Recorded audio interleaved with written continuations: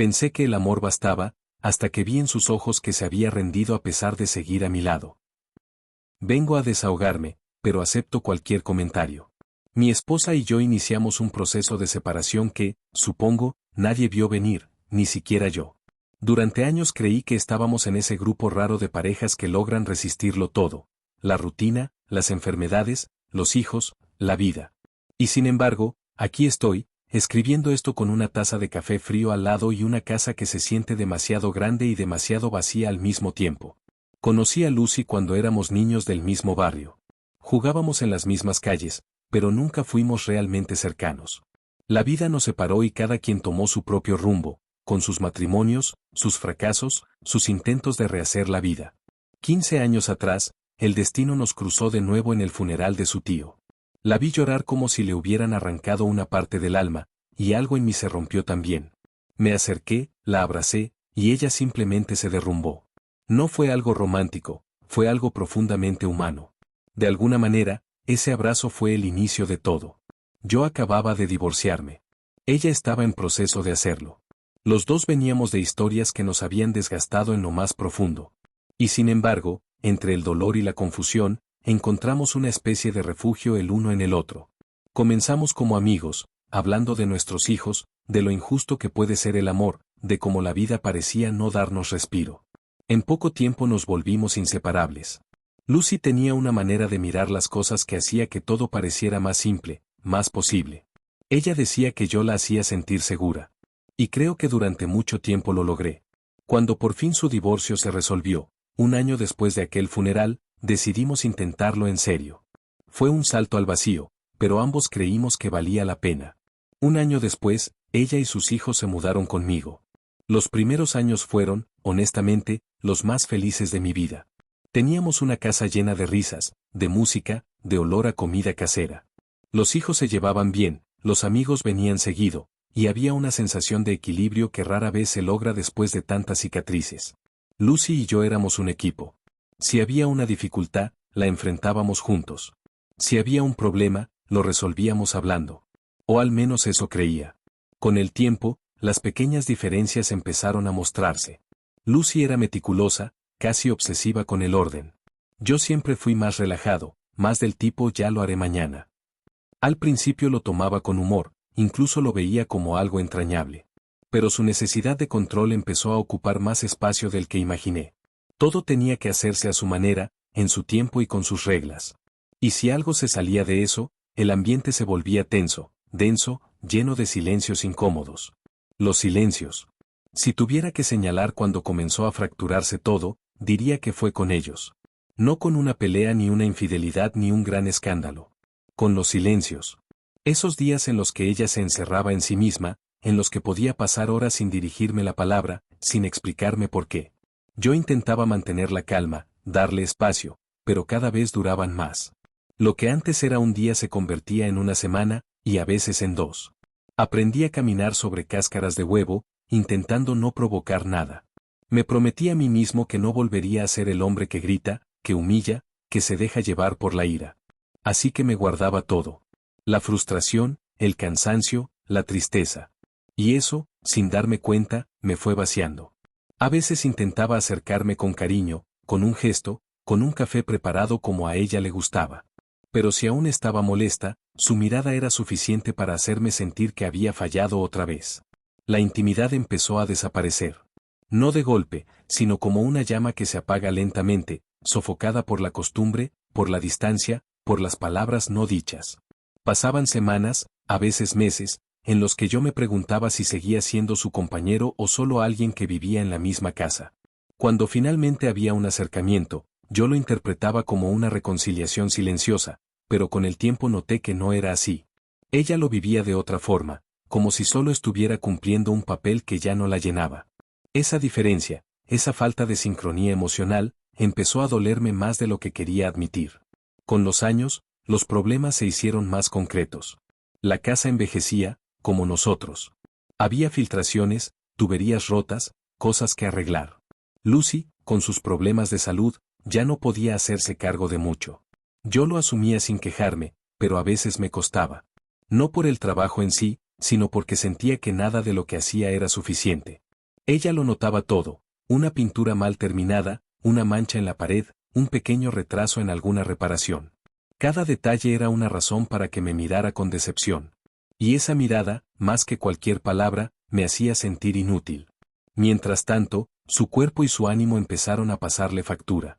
La fibromialgia, la anemia, la pérdida de audición, cada diagnóstico era un golpe, y yo trataba de estar ahí en todo. La acompañaba a los médicos, aprendí lenguaje de señas con ella, busqué terapias alternativas, tratamientos. Intentaba hacerla reír, recordarle que aún había cosas buenas. Pero cada vez que parecía levantar cabeza, algo más la hundía. Cuando tuvo que dejar su trabajo como profesora por la pandemia y la pérdida auditiva, fue devastador. Enseñar era lo que le daba sentido a su vida. Verla llegar a casa con esa mezcla de frustración y resignación fue duro. Yo intentaba animarla, pero ella se cerraba más.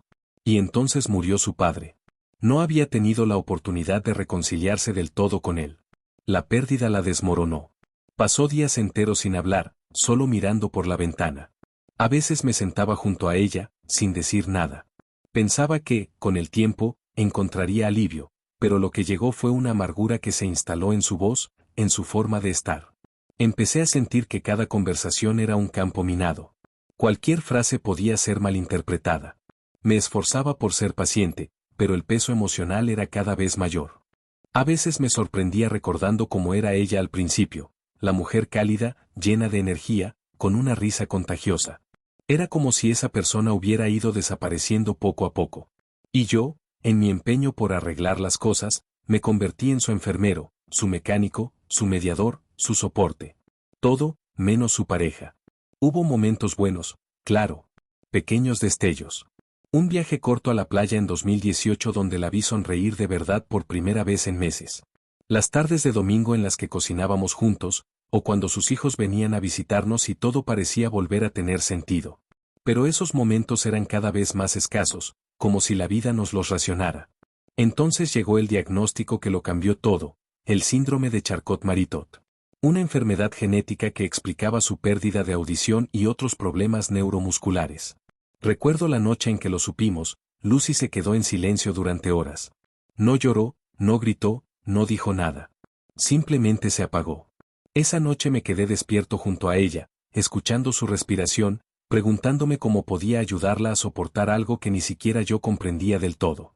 Desde entonces, algo en nuestra relación se fracturó de forma definitiva. Ya no era solo su cuerpo el que se deterioraba, era la manera en que me miraba, en que existía conmigo. Me convertí en su sombra, en alguien que estaba ahí por obligación, o eso parecía. Nuestros hijos ya se habían ido de casa. El nido vacío era una promesa de paz que nunca llegó. Donde debía haber silencio reconfortante, había distancia. Donde debía haber tiempo para reencontrarnos, había más cansancio, más reproches silenciosos. Y entonces ocurrió algo que no sé si alguna vez podré olvidar.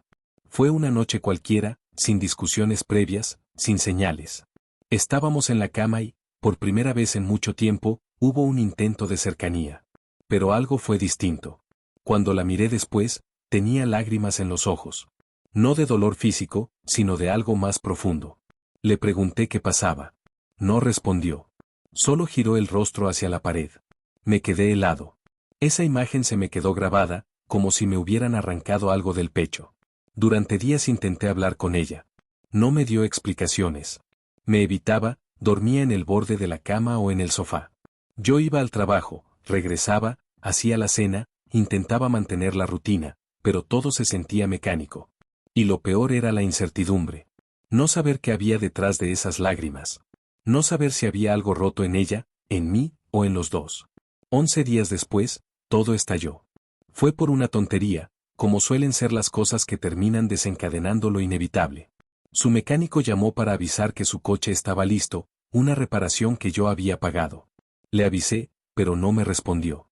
Horas después, cuando volví a mencionar el tema, explotó. Me gritó que no me comunicaba bien, que no le avisaba de nada, que estaba cansada de mi desorganización. Yo intenté mantener la calma, incluso llamé al mecánico frente a ella para aclarar todo. Pero seguía gritándome. Y ahí me quebré. Por tercera vez en 14 años, levanté la voz. No insulté, no perdí el control, pero descargué todo lo que llevaba guardando años. Le dije que estaba agotado de sus silencios, de tener que medir cada palabra, de sentir que mi vida giraba alrededor de su estado de ánimo. Que me dolía ver cómo exigía empatía a su familia, pero era incapaz de ofrecerla a los demás. Ella se quedó quieta. No lloró. No contestó. Solo se fue al cuarto y cerró la puerta. Esa noche dormí en el sofá. No por castigo, sino porque no soportaba la sensación de vacío en la cama. Al día siguiente intenté arreglarlo. Le escribí un mensaje largo, con calma, pidiéndole disculpas por haber gritado, pero también explicándole que no podía seguir así, que necesitábamos hablar. No respondió. Pasaron 3 días. Luego me dijo que todo era culpa mía, que yo tenía problemas de ira y que debía buscar terapia. Me dijo que se sentía insegura conmigo. Lo curioso es que, durante 14 años, nunca se había sentido insegura. O al menos nunca lo había dicho. Desde entonces, las cosas quedaron en un limbo. Lucy se mudó a la habitación de invitados. A veces la escucho caminar por la casa, pero casi no coincidimos. No compartimos comidas, no compartimos palabras. Es como vivir con un fantasma. He intentado hablar de nuevo, pero no quiere. Dice que ya no tiene energía para discutir. Que lo mejor es que cada uno siga su camino. Le dije que si de verdad no veía un futuro juntos, lo aceptaría. Me miró con una calma que me dolió más que cualquier grito y respondió, entonces me mudaré. Esa fue la última conversación importante que tuvimos.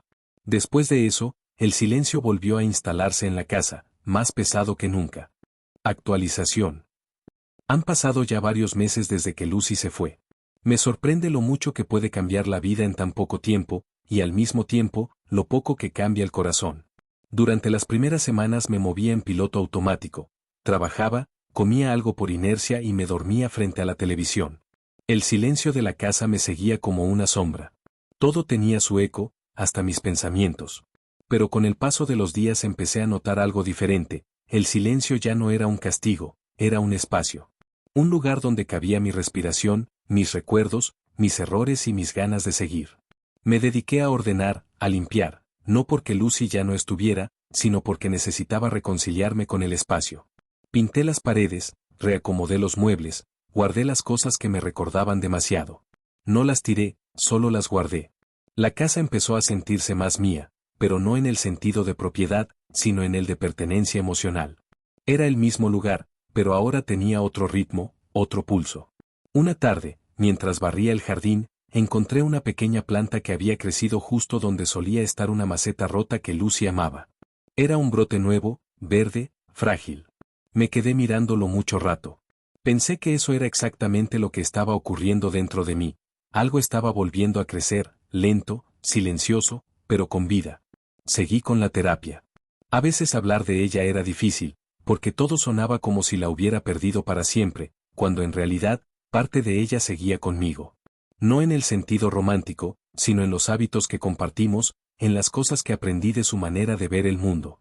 Mi terapeuta me dijo algo que se me quedó grabado: a veces el amor no termina, solo se transforma en otra cosa, más tranquila, menos urgente. Creo que eso me ayudó a entender que seguir adelante no significaba dejar de quererla, sino quererla de otra forma, sin expectativa, sin necesidad de retorno. Una tarde de domingo, cuando el calor empezaba a bajar y el cielo tenía ese color entre naranja y gris que anuncia lluvia, recibí un mensaje inesperado. Era de Lucy. Solo decía: ¿podemos hablar algún día? No es urgente. Estuve varios minutos mirando la pantalla. No sentí enojo ni ansiedad, solo una mezcla de curiosidad y respeto. Le respondí que sí, que cuando quisiera. Acordamos vernos unos días después, en una cafetería donde solíamos ir antes, en el centro. El día del encuentro llegué unos minutos antes. La reconocí de inmediato, aunque su aspecto había cambiado. Se la veía más delgada, pero con una serenidad distinta, esa que solo llega cuando uno empieza a aceptar. Nos saludamos con un abrazo corto, de esos que no buscan reparar nada, solo reconocer la existencia del otro. Nos sentamos. Hubo silencio, el inevitable silencio inicial de dos personas que compartieron tanto que ya no saben por dónde empezar. Fui yo quien rompió el hielo, hablando del café, del clima, de cosas tontas. Ella sonrió. Esa sonrisa, tan leve, fue suficiente para que se aflojara algo dentro de mí. Hablamos durante casi 2 horas. No fue una conversación dramática, sino tranquila, casi doméstica.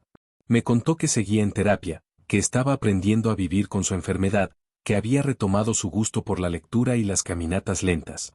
Me alegró escucharla hablar sin rencor, sin ese tono defensivo que tanto la acompañó los últimos años.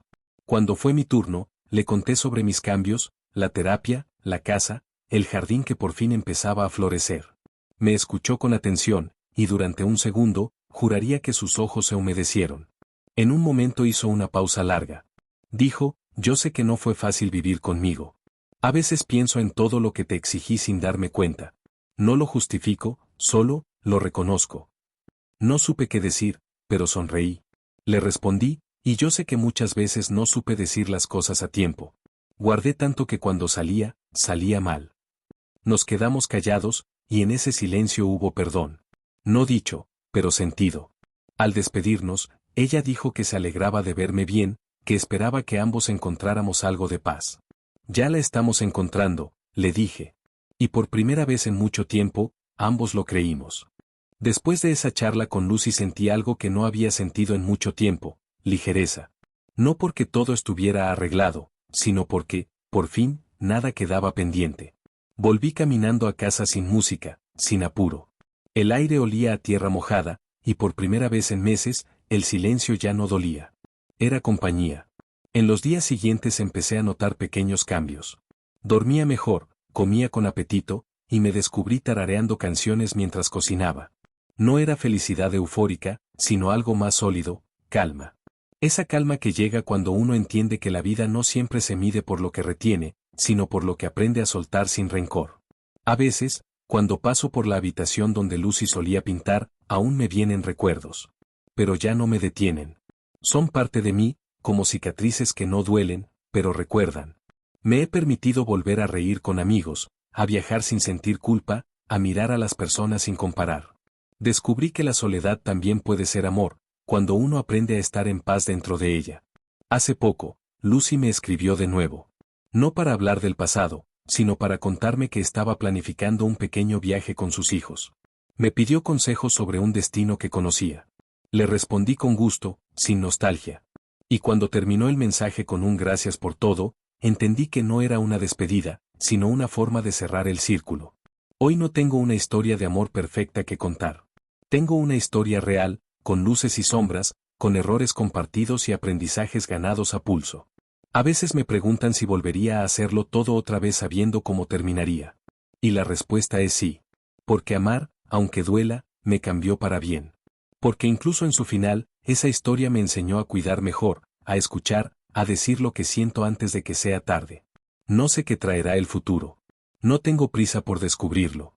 Por ahora, me basta con levantarme cada día, abrir las ventanas y sentir que, de alguna manera, sigo reconstruyéndome. La casa está más viva, el jardín florece, los ruidos vuelven, el eco se ha ido. Y en medio de todo, he encontrado algo parecido a la paz. Quizás eso era lo que el amor intentaba enseñarme desde el principio. Suscríbete y ponle me gusta y comenta para más videos diarios.